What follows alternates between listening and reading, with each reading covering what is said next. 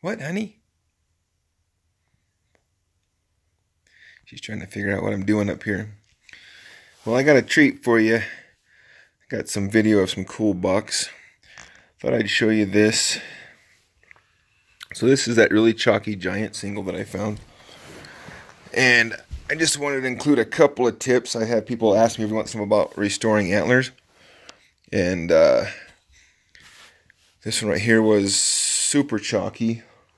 Like even chalkier than some of these. It had been on the ground for a long time. Had really bad cracking and splitting. And it had that broken eye guard, or not eye guard, broken cheater off the cheater. Sorry. And so I decided to restore it. If it had been the big set, I sent off to somebody that is really good at restoring antlers, because I didn't want to take a chance on messing it up. And that one is the biggest set I've ever found, so I wanted to make sure it came out perfect. This one it was chalky enough that I wanted to restore it just because. So I did this one myself. The thing is, the guys that are really good at it, they don't tell you how they do it. They don't tell you what they use, how they do it. I think that I kind of know now how they're doing it, or what they're using at least, but all the tips and tricks I don't know, obviously. What I have learned, those of you who have interest in restoring antlers, the chalkier they are, the difficulty goes up exponentially to get a really good finished product. Now, if you take a hard white, like let's say this antler right here. This antler right here is a hard white. It's last year's antler. This one here's another good example. It still has a little bit of the natural color on it, and there's no cracking at all. That antler right there, you see all the videos on YouTube of restoring antlers. Almost anything you use within reason will bring that antler back to a really nice natural color. You can use anything from coffee grounds to potassium permanganate to the antler stain. Almost anything, if done right, will get a really nice finish on something like that. But when they get chalky, it becomes much, much more difficult. And what I've found is I can use the exact same technique and the exact same colors and get wildly different results from antler to antler when they're chalky. And it's just kind of crazy. Hey, honey, don't chew on that elk set. So if you got something, I definitely think that it's fun to experiment with. It's fun to restore them. An antler like this, this is going to go on my shed antler display out there, and I think that it is good enough that it's not glaring, that it's been restored. It turned out pretty good for what it was when I started. It's a little bit darker than I wanted, and I probably should have taken some of the color back off, but it's definitely in better shape now than it was. But I would not practice on your big, giant, once-in-a-lifetime type antlers.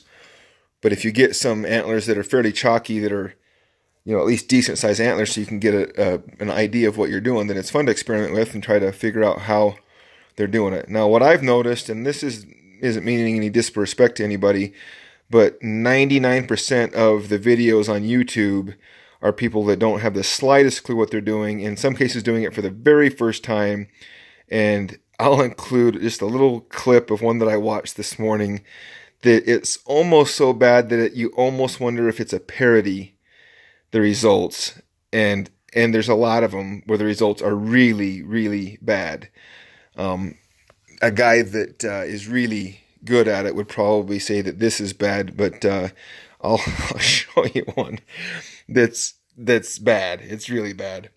And I hope the person that made the video wasn't watching, but it was, I couldn't stop laughing that he thought it was okay.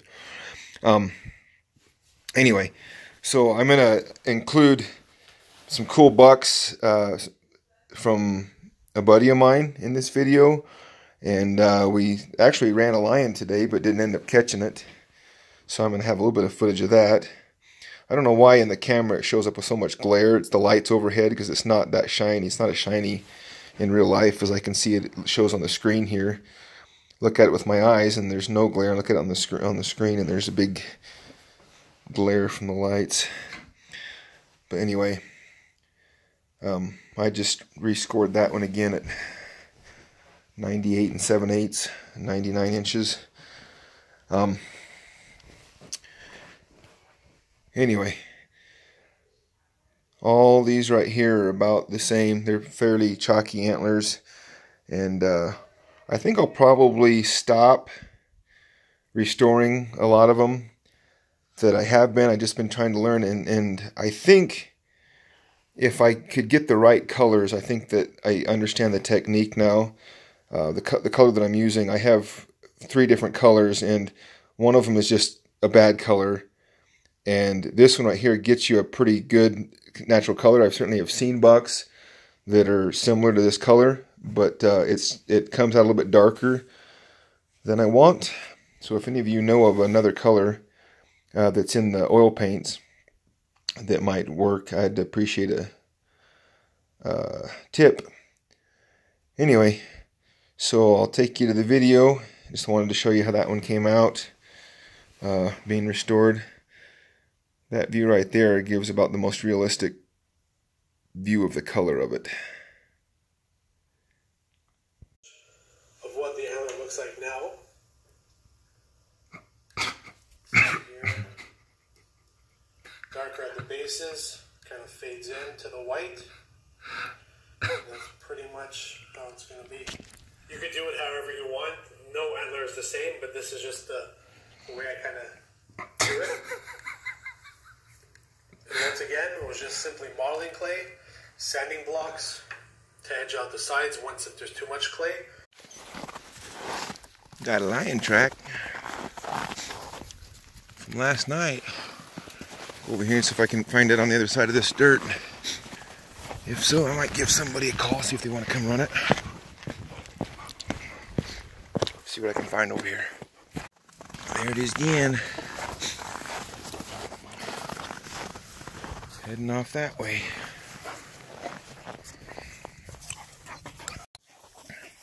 Where is it? Go chase that cat. Go get it. Where is it? So it came down right here.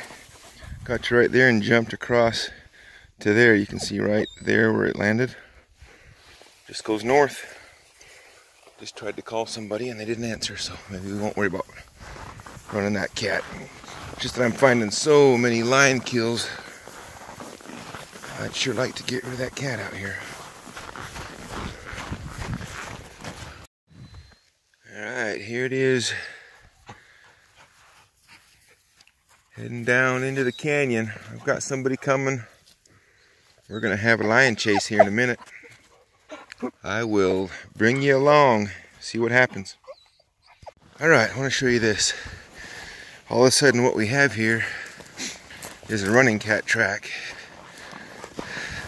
Honey's come through it and kind of messed it up, but this is the cat running. And I thought maybe I'd kicked it out. Here it landed, jumped, landed right here, jumped,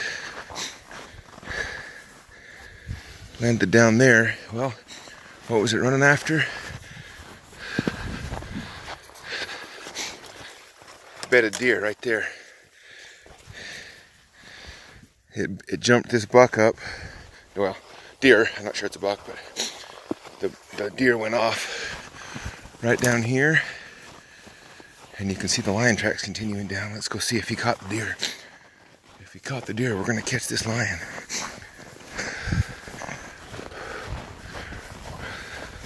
So the deer landed right there. And you can see how fresh this is. This is this morning. Here's the lion. The lion bounds right here. Deer tracks right there. Lion tracks right here. They're about to merge. Can you see the drama that played out here this morning?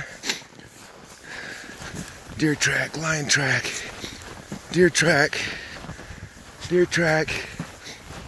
The lion jumps here, lands, I don't think the lion caught the deer. I think the deer got away.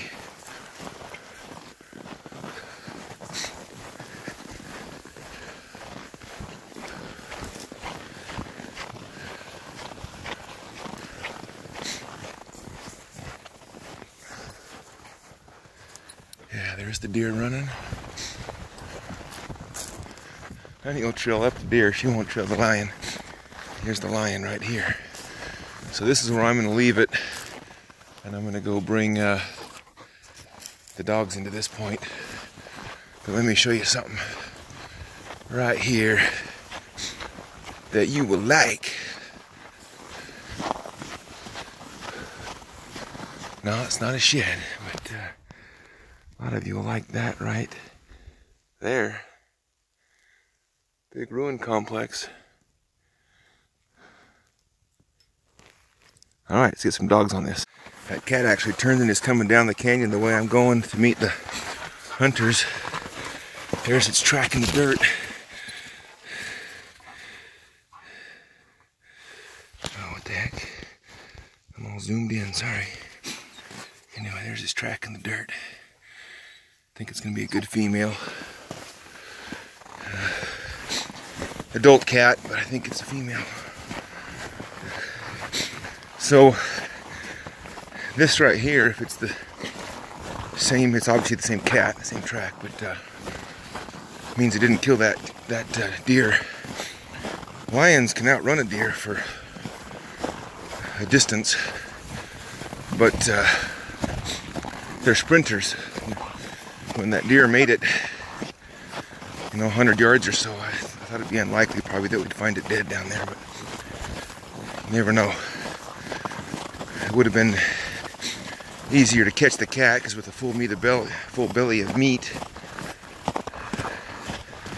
and with it, keeping it in the area, would have made the day,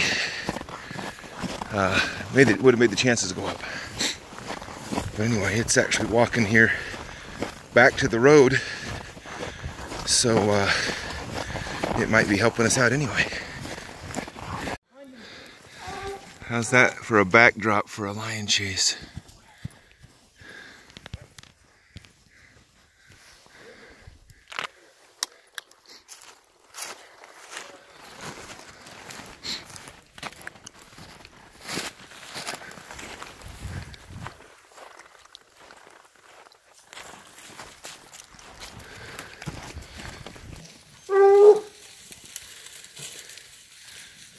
Good dogs, find them up, find the cat.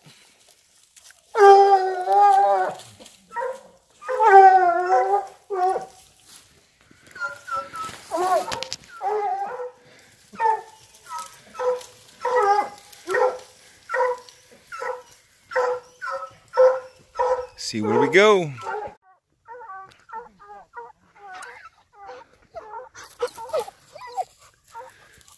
Honey hasn't got enough lion dog in her. Holy cow, that's a good looking. Check out this treat. So we're gonna look at some of the Acton bucks.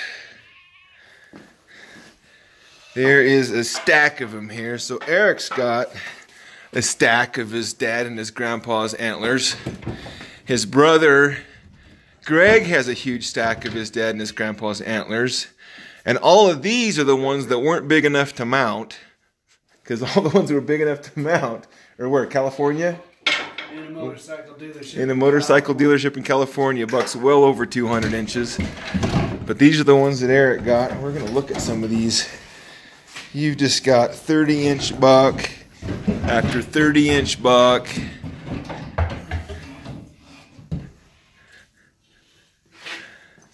That's crazy. Get a look at this one right here. It's mountable. Yeah, it is.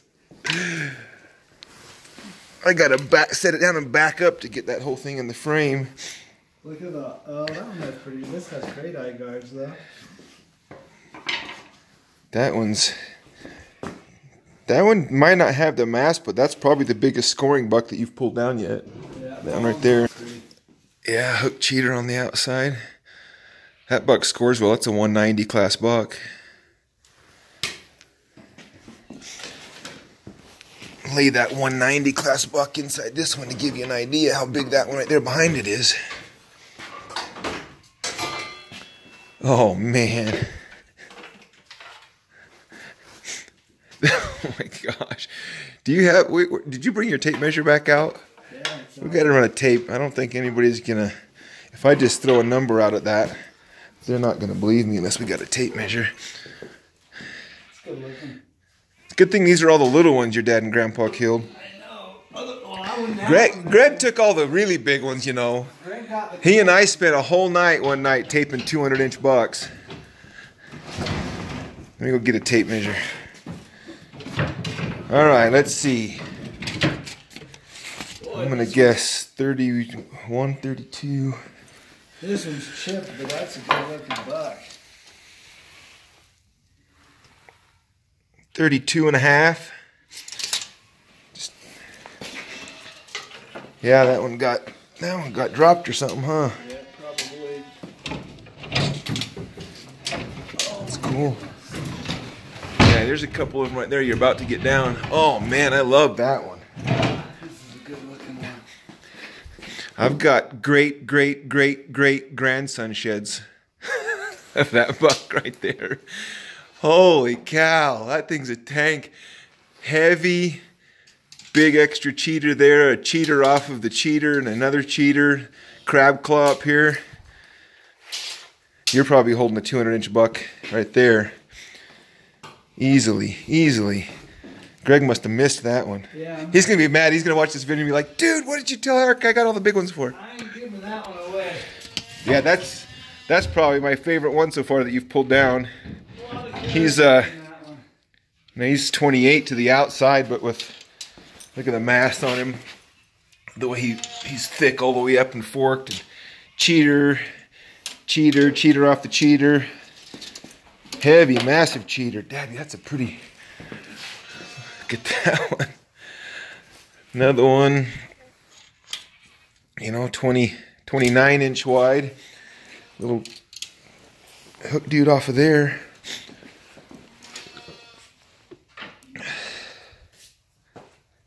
You guys as family, I'll bet you for this side of the state, there's nobody that has a collection to compare what you guys have between the two of you. How's that for 3 points? He's got a fourth there, but that's a mainframe 3 that, again, we're looking at 28, 29. Let's see. Almost 30, 29. Well, you can get 30 to right there. Yeah, 30. That's a 30-inch wide 3-point. Oh, man. And then this one that's coming off is just an old troll. If you saw this buck going away from you, I think you would probably soil yourself. Holy cow. Let me stretch this tape out further. Let's see, from there to there. So we got to right there, 32, almost 32 and a half if you went up there to the top of that. Yeah, look at that collection of antlers. How'd you like to kill that buck? And like I said, these are the ones that didn't make the cut to be full on mounted. I could get pictures of those ones, I'm sure. Some of them are pretty famous bucks, but these are the ones that that Eric gets to. That is just crazy. That is so ridiculously big, wide. Yeah, 32 and a half.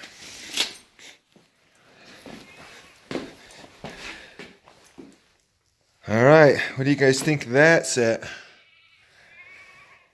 That collection. We gotta come put a tape on this one, and this one, and this one right here. Every one of those is knocking on 200, and this one might be. That's a good buck. He's going to have great mass. Those are going to be 6 and change there. That's a big buck. It's awesome. I actually ought to do a velvet head mount on this, you know what I mean? Just hide it in the velvet pillow. Yeah, you definitely do. That one deserves to be on something. That's a big buck. It's a good looking animal. Well, You don't know if Grandpa or your dad killed that one, right? Yeah. But probably could find a head and just get it made into a mount. Oh yeah, you can have it full on mounted, but we could do a European, is that what they you could do a European mount. Well, European's where you have the full skull, but you could do a plaque mount. Yeah. Either one. Yeah. They make a European kit. Mountain Mike's makes a European kit where you would just trim that a little bit more, and then you could mount it to a plastic skull, and you could mount it just like that. It would look good, but it depends. Some people like European mounts, and some people don't like the skull. But you could definitely do a real nice velvet mount on that. That thing should be on a wall someplace, dude. Yeah, that's a good looking buck. Dadgum. That's like a dream set of sheds right there, too. Just the mass on him. How massive he is all the way up, all the way to the tops. The beam, you know, that thing's got... That's a scoring buck because his beams are really good. His beams are going to be in the mid-20s, easy.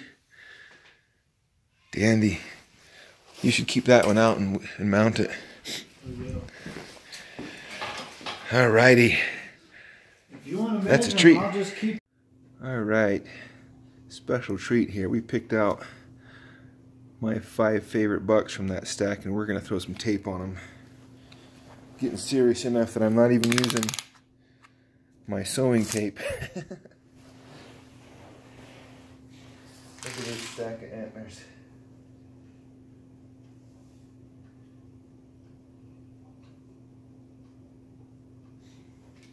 Yeah, that stack's 33 inches wide, just to give you a point of reference. Alright, I got it. Alright, which one do we want to start with? We do the big non-typical? This one right here? Sure, I'm down. Alright. It's crazy. Alright. This tape is designed to make you have to burn an inch to start. I don't know why, but it's got centimeters on one side and inches on the other.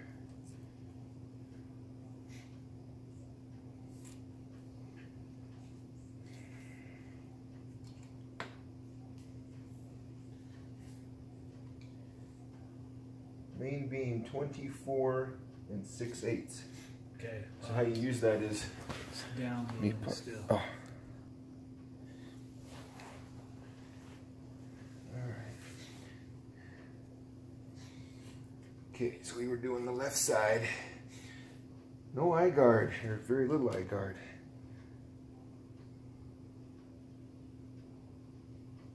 Yeah, eye guard's not scoreable on that side, but alright, so we'll go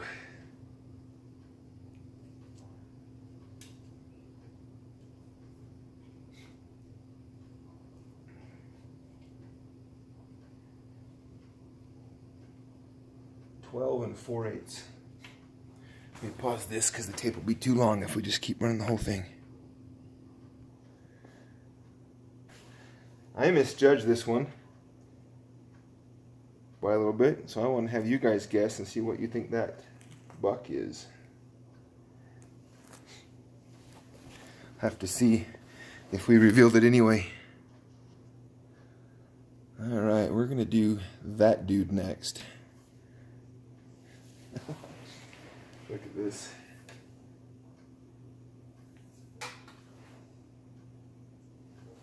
That's 32 3/8 outside. Alright. You want me to start with that?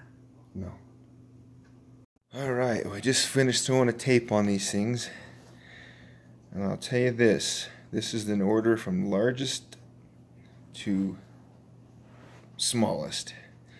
A couple of these surprised us. This one right here, if you look, he looks like the smallest buck in here, but he's within a whisker of this buck right here and not very far behind that buck, just because his forks are so good everywhere. Nothing weak on that buck, and he's got great main beam length.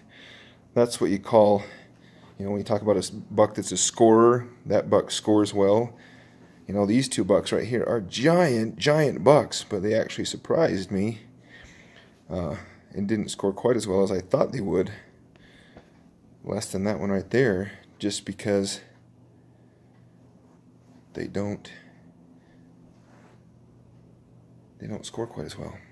But how is that? 1, 2, 3, 4, 5 monster bucks.